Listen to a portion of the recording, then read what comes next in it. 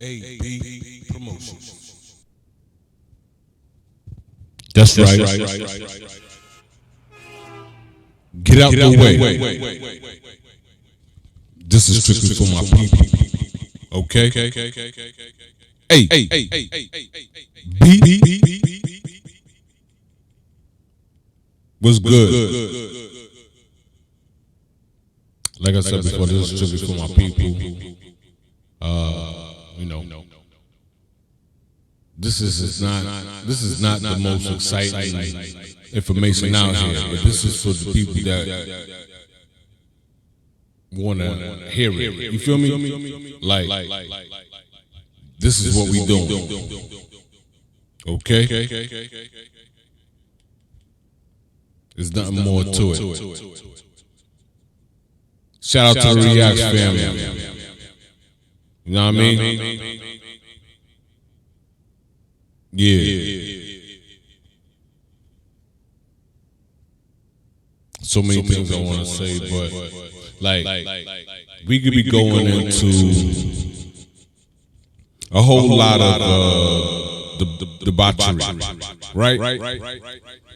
But I ain't gonna do that. This is strictly for my people. You feel me? That's right. We're gonna be getting into this Kick Code news. I rock with Kick Code. They ain't sponsoring nothing, but I rock with Kick Code. Alright? You can rock with them too if you want to. A lot of things that's going to be said in this video has already been said by me previously on the Reacts channel. Alright, so go check out the Reacts channel. Alright, on the BLR platform. Okay? And shout out to all my other brothers that be on there. You know, I don't want to just name drop because I just don't want to do that right now. But, you know, those are family and they know who they are. And you know how it be sometimes. You start shouting out people and you forget somebody, right? And they feel slighted. But it don't be no disrespect intended. So I'm going to leave it at that. But shout out to the Reacts family. For real. We about these DUCKETS. That's why I'm playing this video today. Hey. B. Y'all know my style. I'ma ride out. You know what I mean? So just lay back, relax, chill, let everything sink in. You know me, I don't like to do argument. I don't do argument. I just listen to the information. Like I said before, I'm a messenger. Right? So that's it. This ain't no financial advice. Do what's best for you. I'm just putting out the information so you have it. Okay? We're going to keep it moving. All right? Hey. B. Y'all know. Back at it. Yeah. You know how I do. We riding out. Okay?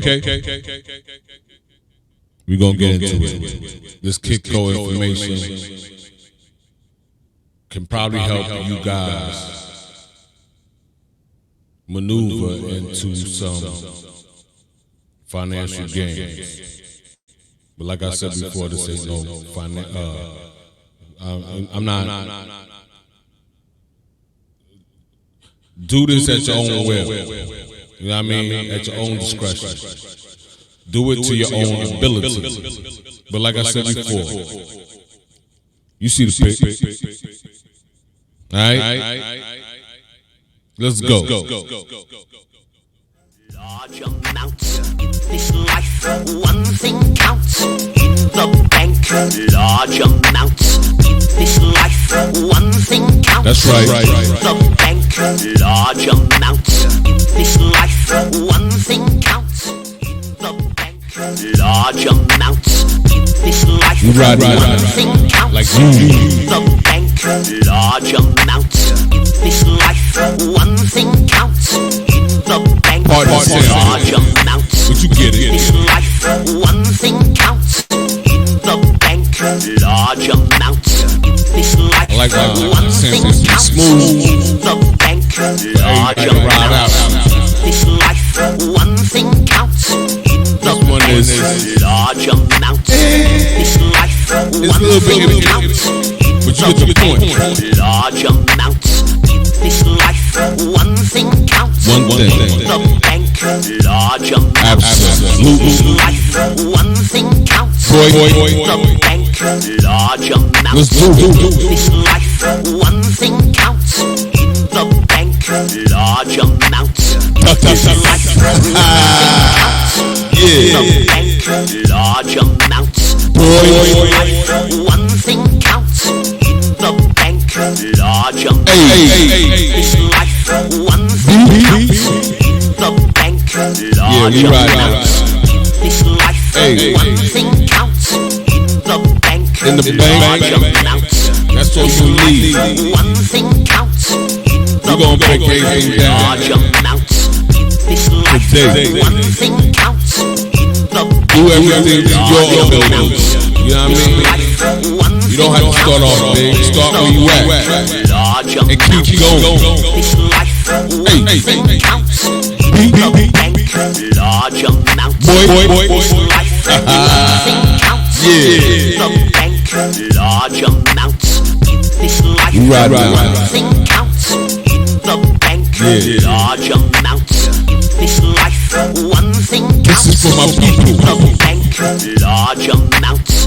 In this life, Okay. one thing counts. In the bank, large amounts. Let's keep it going. In this life, one thing counts. In the bank, large amounts. That's right. This life, one thing counts. That's In it. the bank, Large amounts. This life, one thing counts. In the bank, large amounts. One thing counts. In the bank, large amounts. This life, We about to break down this Kick Code video real quick. large amounts. In this life, Hey, one thing counts. it's just advice. The bank, large amounts. In this Okay. life, one This thing is just counts. information. The bank, Use it to large amounts. the best of your ability. Like I One said thing before, counts. In the I'm just a bank, messenger. large amounts. In this Okay. life, one thing counts. You right now. The bank, large amounts. Yeah. One thing counts. In the About to get bank, into it. large amounts. In this life, one thing counts. That's right. Bank, large amounts. In this life, one thing You know me, I don't really be doing too much talking. large amounts. I'm gonna break in when I need to break One in thing to counts. prove a point. Or just to point out a point. Okay? This life, one I don't thing want to counts. prove anything. The bank, To nobody. large amounts. But This life, one thing counts. In the bank, if there's large something to amounts. be, This life, one That's- thing that's- counts. In the bank, if there's something to be learned that's important, I'm gonna point that out. Right? The bank, Yeah. large amounts.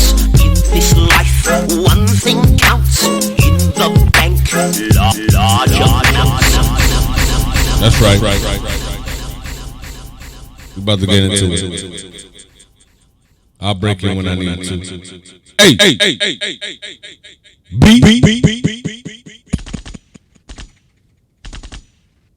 Very well made, George. I do now want to circle back on the second threat that we discussed at the top, and that is the potential collapse of the banking system, which could usher in this CBDC. Because take a sip of water. You have been warning about this, and you said that you actually think that the banking system will collapse in March of next year. Yeah, it will, unless they step in and do something. And you refer to the Bank Term Funding Program as the reason you can give such a specific date for that? Yeah, so let's just go back to March 12th of 2023.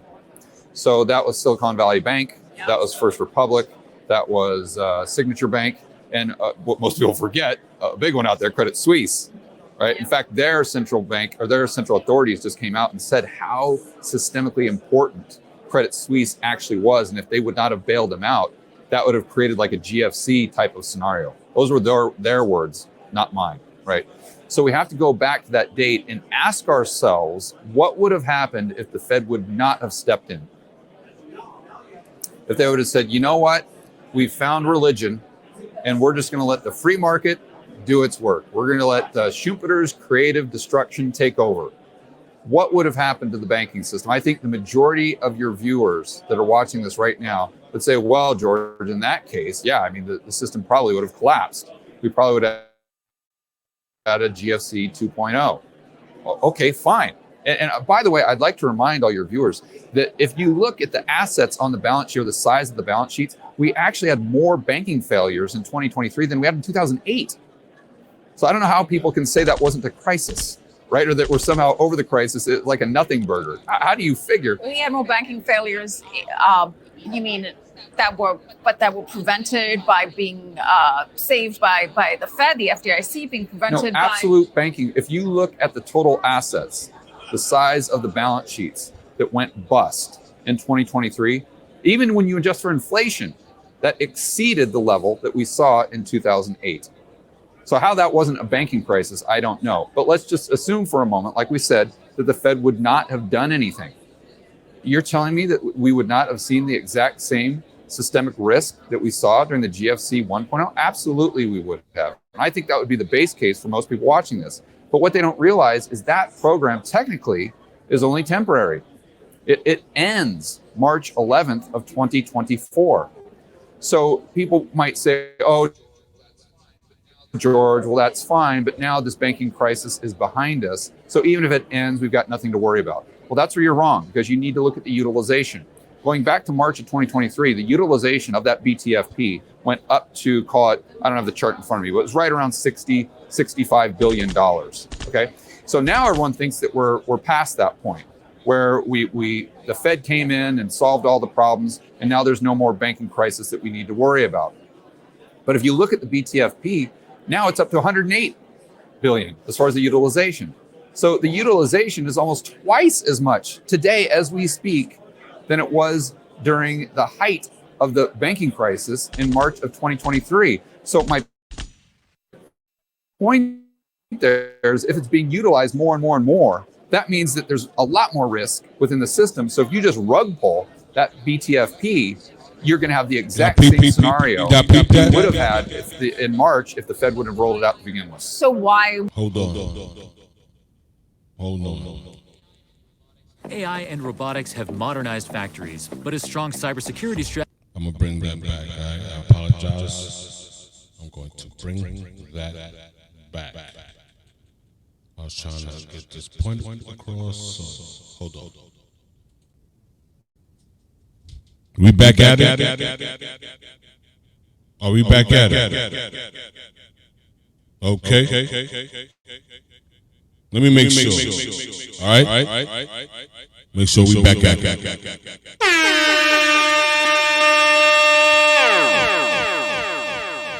Hey.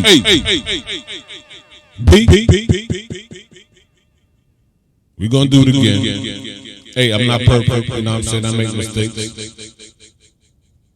You know, when I'm passionate about something, I want my people to know about.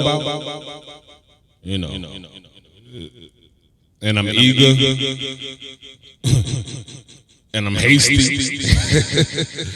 You know, sometimes things might get missing in translation, but I know y'all guys are tuning in, so just pay attention to what's being said, okay? All right. Let's go. Hey.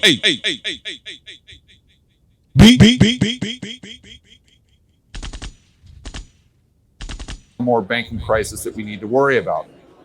But if you look at the BTFP, now it's up to 108 billion as far as the utilization. So the utilization is almost twice as much today as we speak than it was during the height of the banking crisis in March of 2023. So my point there is if it's being utilized more and more and more, that means that there's a lot more risk within the system. So if you just rug pull that BTFP, you're going to have the exact same scenario This is for my people. we would have had in March if the Fed wouldn't have rolled it out to begin with. So why would the Fed and the Treasury not just continue with this? Now,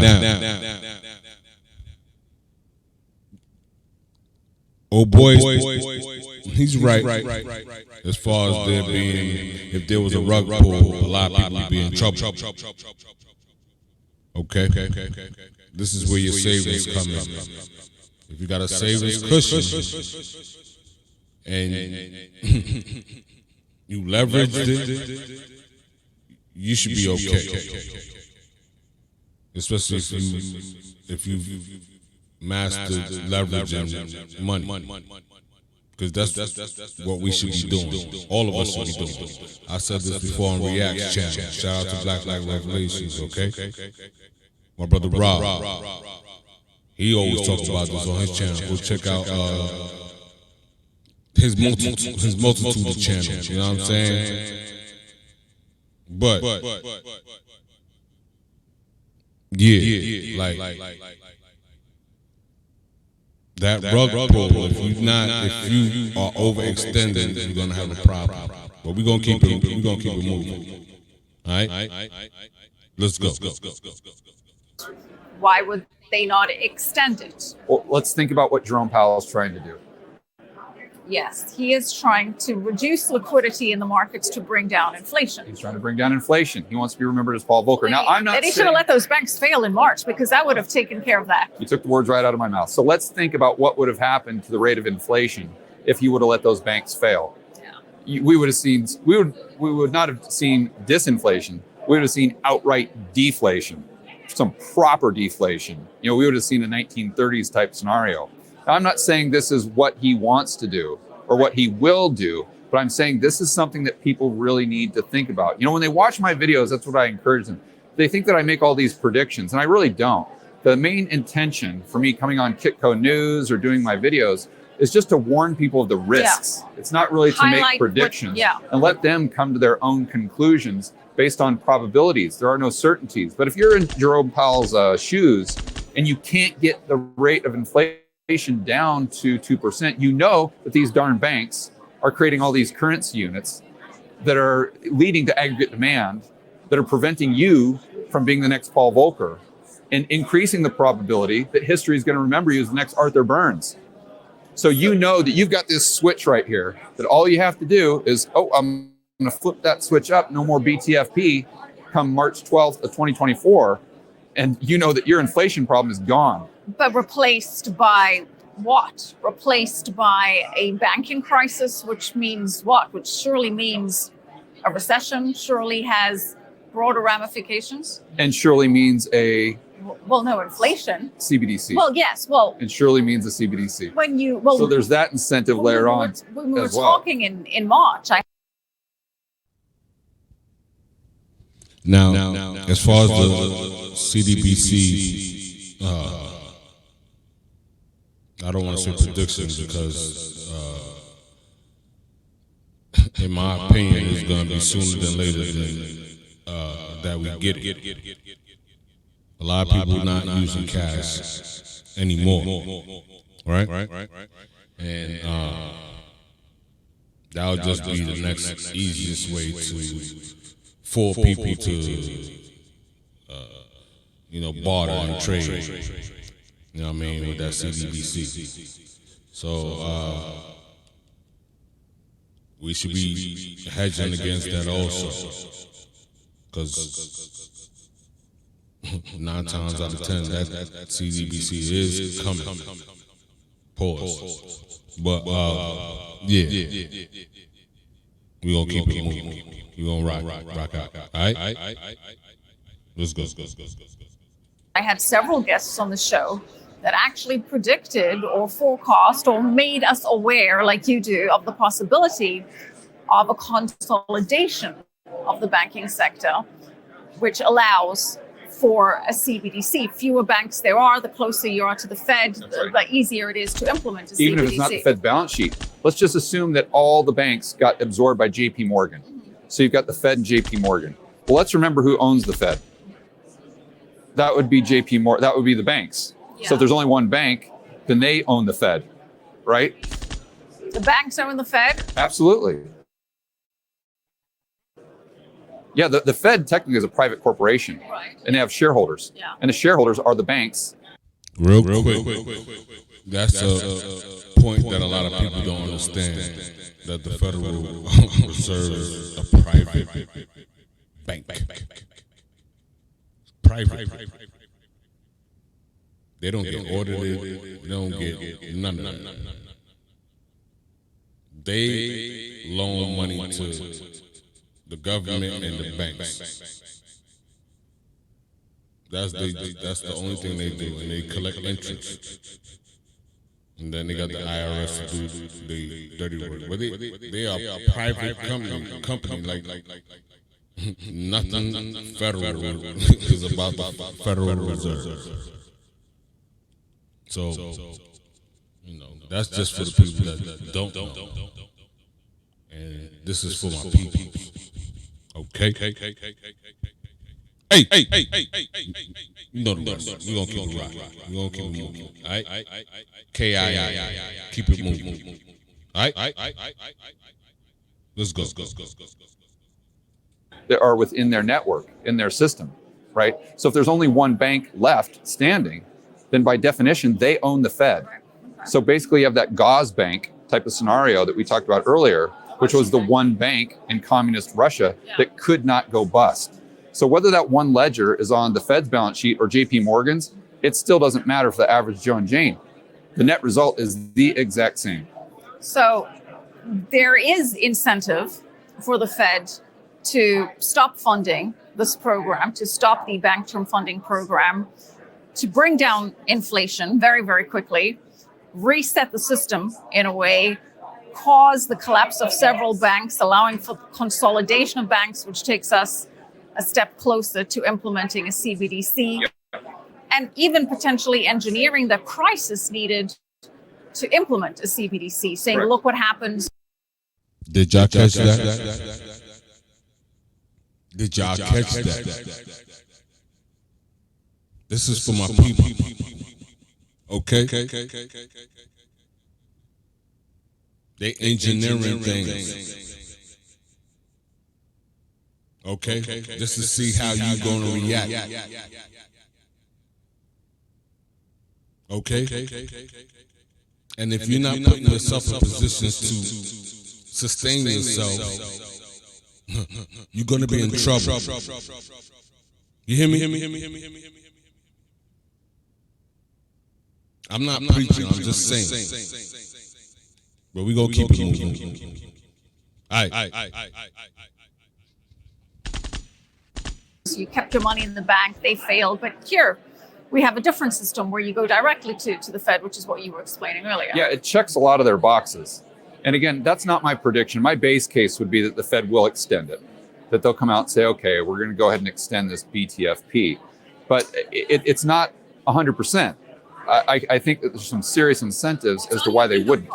It's definitely on the bingo card. It's on the bingo card. Not necessarily high up there, but on the bingo card. I'm not sure that how you rank on a bingo card matters where you are on the card. It's been a while since I've played bingo. What can I say? But you mentioned Jamie Dimon and JP Morgan. And perhaps coincidentally, or not coincidentally, we're learning that Jamie Dimon, for the first time, is selling 1 million shares of JP Morgan. $140 million worth. $140 million worth.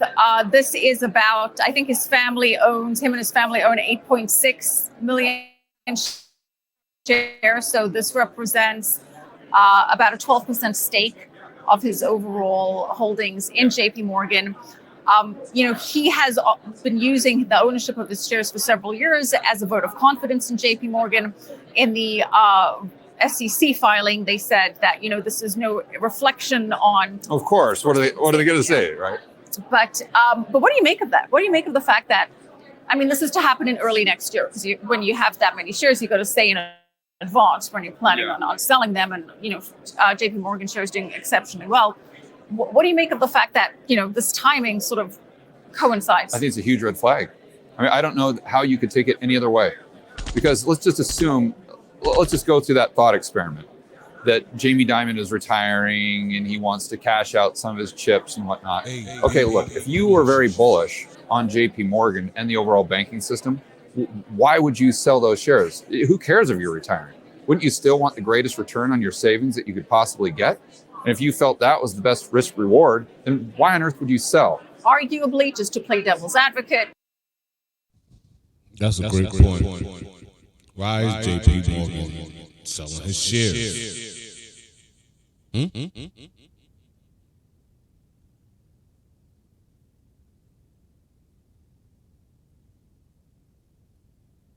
We gonna keep it moving.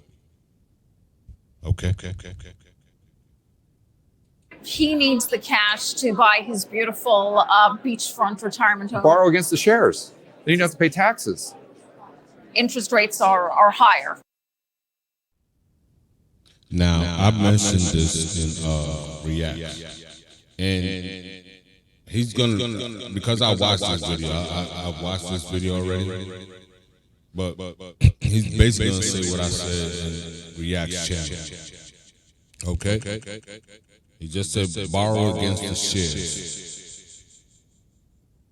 In this society, this is how you attempt to win the game, okay? I'm not gonna say that you're gonna win the game, because you can over leverage yourself, okay? And then bust. But pause. But at the same time, that's what you do to get ahead. I already said you don't never use your money. Don't ever use your money. Use the bank's money. Okay? But be responsible. All right? Do it to your ability. All right? Now, this will work. This strategy will work, because look, let's not get it twisted. It is a chess game out here. All right? And a lot of us are not playing chess. Let's keep it 100. All right? They are. We're not. So we need to get on point. Right? Okay. So we're going to keep it moving.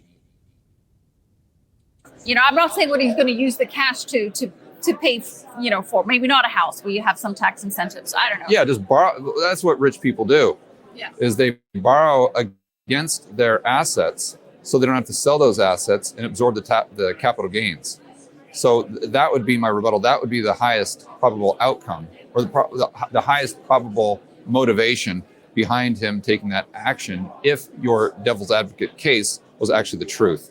But I think that, again, if I'm just using common sense, my base case would be that he sees a massive red flag. Look, and let's look at some of the other data points.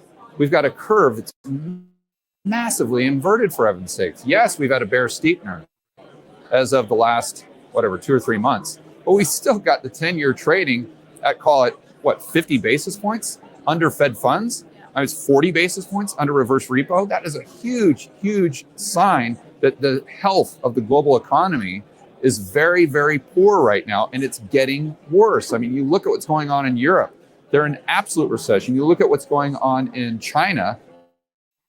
I mean, they're on the brink of collapse, for heaven's sakes. And if that happens, I don't know how the U.S. avoids that. So, and then plus, you've got the BTFP that we were talking about. You don't think Jamie Dimon knows about that? Sure he does. Absolutely. So he's sitting there looking at all of his buddies in the banking system, and they're sitting there saying, holy cow, I don't know what is going to happen in 2024. The stuff could absolutely hit the fan. And then he's looking at history, and he's seeing that, oh, wow, every single time we get an inversion, let's say the 3-month and the 10-month, or excuse me, the 3-month and the 10-year, we usually have a recession, not months afterward. No. Usually it takes at least 18 to 24 months before the stuff actually hits the fan. You know, you go back to the inversion. I want y'all to peep game here. Right? Rewind it if you ain't catch that. 18 to 24 months. In our case, it's been longer. Since 2020. If y'all, you know, haven't been keeping track. Right?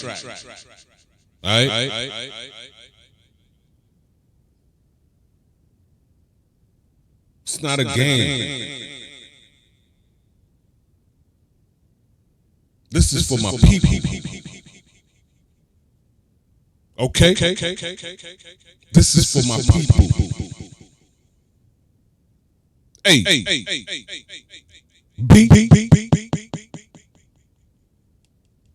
Man. This go hard right here. This is like the best, you know what I mean, song out right now. You know what I'm saying? Right here. This is what y'all need to be listening to. Bang this in your car. Pause. We gonna keep it moving. You know what I mean? KIM. Version that we had prior to the GFC. I don't have the chart in front of me, but if my memory serves me well, the curve actually inverted in 2006.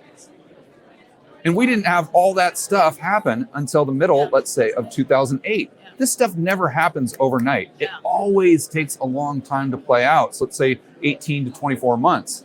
So Jamie Dimon is well aware of this. So he's sitting there looking at his share price, maybe looking at retirement. I don't know. I think he's more so looking at how do I take some of my chips off the table so they're not subject to a complete crash in the overall system and the share price going down by, who knows, 70, 80%.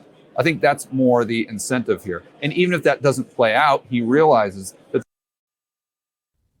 Did you catch that? Did you catch that? Y'all in the stock market? Well, are you? You gonna leave your money in there?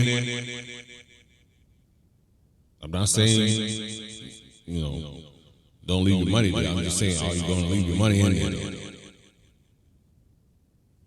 Respond in the comment section. Yo, like I said, you know, bang this in your car, like play this in your car over and over and over. Right? Like one of the dopest songs that's out right now. You feel me? Yeah. We're gonna keep it moving. But there's a very high risk of that happening. So why not be on the defensive when you're 67 years old? And there are also huge geopolitical risks and tensions, which Jamie Dimon himself highlighted. He recently said that this period might be one of the most tumultuous the world has encountered in recent memory. Yeah. So you've got the inversion of the curve. You've got potentially World War III, which those things aren't good for the banking system. Real quick. WW3 is highly probable. For real. Like we can't take that off. We can't be sitting here taking that off the table. Because guess what? As much as we don't have nothing to do with what the powers are doing, we're still involved. You heard? For real. Hey. B. What you want? Right? well, those things aren't good for the world, but yes, but the banking system That ain't at good for the first, banking yeah. system. Yeah. So yeah, I'd be doing the exact same thing that he's doing, and I think it makes absolute sense. Which brings me back to the question of what should investors potentially be doing to position themselves for these events that you say they need to be aware of. You're not saying they're definitely happening, but are on your bingo card, to bring it back to that. what is a move? What is your personal move? Yeah. So let's just for a moment shelf the having purchasing power outside the system, because that's just a given in today's day and age. You have to, whether it's gold, silver, Bitcoin, whatever your monetary unit of choice is, if not all three, you've got to have that outside of the system. So it's Y'all caught that, right? I ain't gonna say nothing else. You have it outside the system. What do you?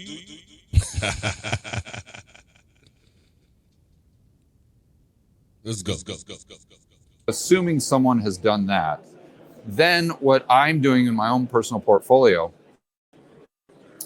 is I just set it up in what I call a 10-80-10. So 10% of it is just physical gold. That's just the insurance policy for the physical gold, like right. Bars, coins. Yeah, so that's the insurance policy for the amount that I have invested. And that doesn't include actually the stuff that I have for purchasing power outside the system. That's completely separate. That's just when I look at my portfolio. Then the other 80% is what I would categorize as an investment. And that's my definition of that is something that pays me to own it, right? And then the other 10% is just a speculative asset, which I think there's good asymmetry.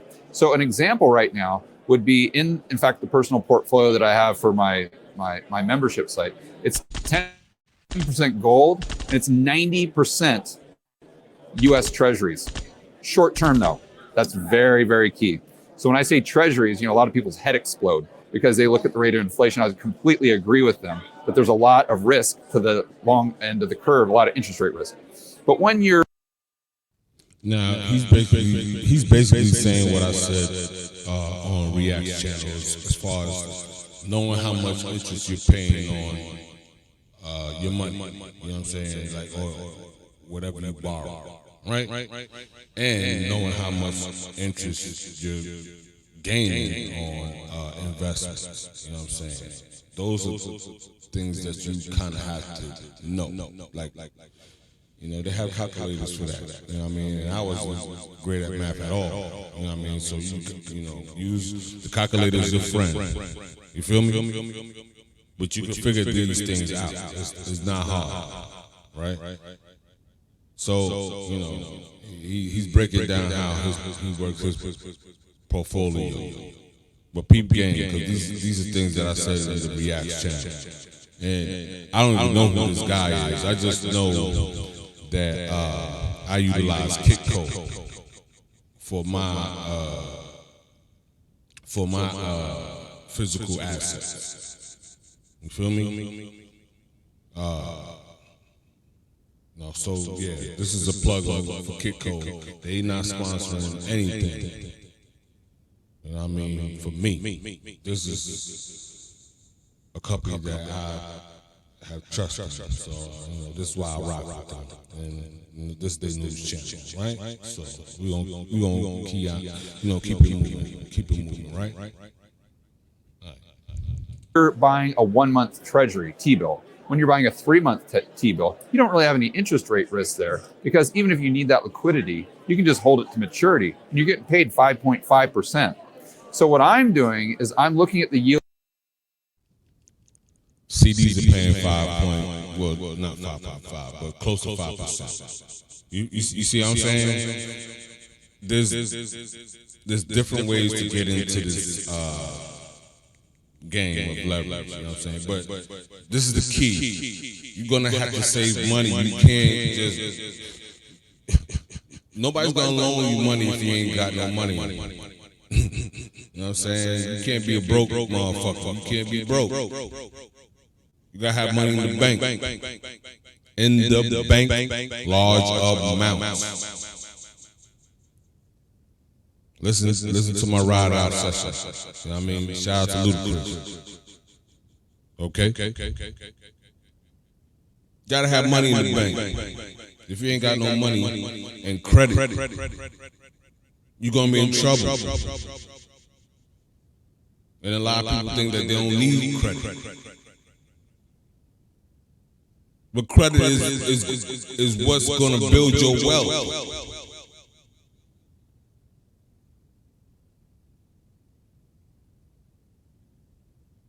We're going to keep it moving, though. All right?